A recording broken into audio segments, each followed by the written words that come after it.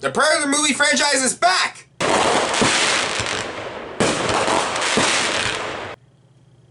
I'm sure someone would be excited for this, I mean, Predator is without doubt an action movie classic with great lines, great actors, original ideas, fantastic action combined with realism, sci-fi, horror, and so forth, and one of the most iconic alien costumes in cinema. And then the sequels happen. I've only seen the original film for the first time either around last year or this year, I don't remember. And while I haven't watched it many times as other people who grew up loving it, I definitely share the same mentality for people who love the first movie. But the sequels, I haven't seen any of them. So, I know many are mixed on them. I choose not to have an opinion since I didn't watch them. And really, who am I to judge something I haven't seen? Well, that's because I'm judging something I had seen, which is this movie. Prey honestly didn't feel real to me when I saw the trailer. Not because it looked bad, but because the premise felt too bizarre for a major studio to support without it feeling more corporate or more fan film that somehow got greenlit to be an actual movie. While the last Predator movie won over no one, I haven't heard one person defend it, so don't try to prove me wrong. This one takes a lot more risk, but did it pay off? The movie story is by Dan Trachtenberg and Patrick Asen, with Asen writing the screenplay and Trachtenberg directing it after his first film, 10 Cloverfield Lane. I haven't seen it. Moving on.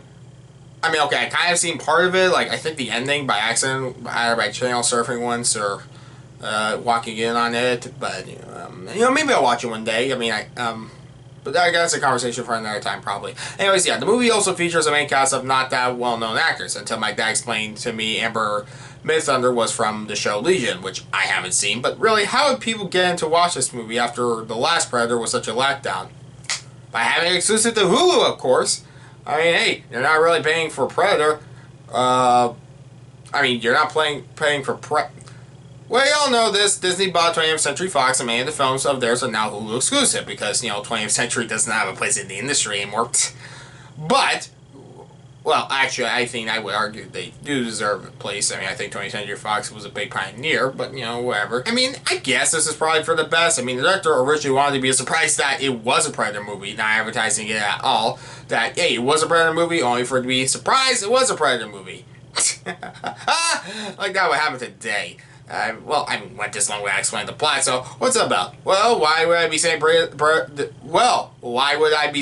didn't feel real when I saw the trailer? It takes place in 1719, following a Comanche warrior named Naru, played by Amber Midthunder, who wants to prove to her tribe how strong of a warrior she is. And while out hunting, she spots a predator. It's not only the setting, but how simple this sounds. Like, it could be a short film by a fan, given the time period and the low scale in comparison to boom explosion.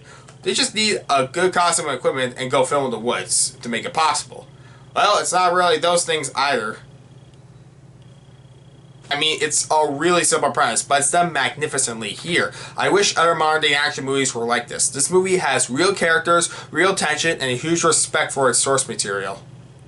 I know. Naru is what I wish more modern-day action women heroes were like. She's strong and has some personality, but she's not perfect. She has flaws to overcome, and real character growth is given to her as the movie goes on. She's confident and can stand up for herself, but she's not the perfect warrior. She trains, and she has to rethink her strategy and weapons. It doesn't care what others think of her, but she still wants to prove things to herself. She wants to prove to herself is what she wants to do. And it's a movie that actually is subtle about women being looked down upon, man. Which, even by taking place in the early 18th century, was one thing.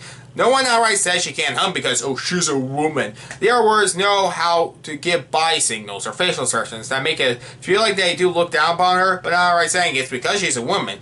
It's because maybe she's weak, or it's because of other reasons. And that's I wish other movies would do, because I'm tired of saying movies just outright saying, you can't do this, you're a woman, go back in the kitchen. Subtle. Anyways, time is given for her to feel like a real character, so much so that it's a bit of time before she comes across the Predator. I have more praise about this film. I really loved it. But the one thing that honestly ruined a lot of this for me was the digital effects.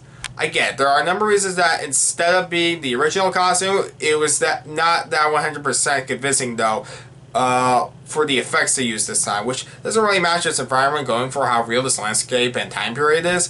Like, there's a lot of animals in the movie also that are CGI, which For one difference compared to Naru's dog was really there. There are other animals that may or not be killed were CGI, and it wasn't convincing. I'm not saying they should have used real animals. God no. I'm just saying, you know, whatever happened to prop animals or something, you know, like having a puppet, but, you know, like realistic, not just something like arts and crafts thing, like, you know. But I did really like some scenes that come out of it. Like, I really did like the scene where the animals would be eaten by other animals as the food chain goes up and up. Like I think a mouse ate a snake, and then the hawk ate the snake. No, right? I don't think that's the order. But the point is, it ends with the predator being the dominant one, since the movie is about two warriors facing off. One's predator, one's prey.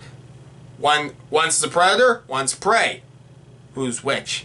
And compared to Bullet Train, where that movie's for Charlie treats the audience like kindergartners, and I forgot to mention that in the review, here the foreshadowing is also clever. The action was great, and I love seeing Naru becoming both stronger and smarter at the same time, going into with the movie's themes and tension. Honestly, this made it feel like a movie that deserved to exist when it didn't have to.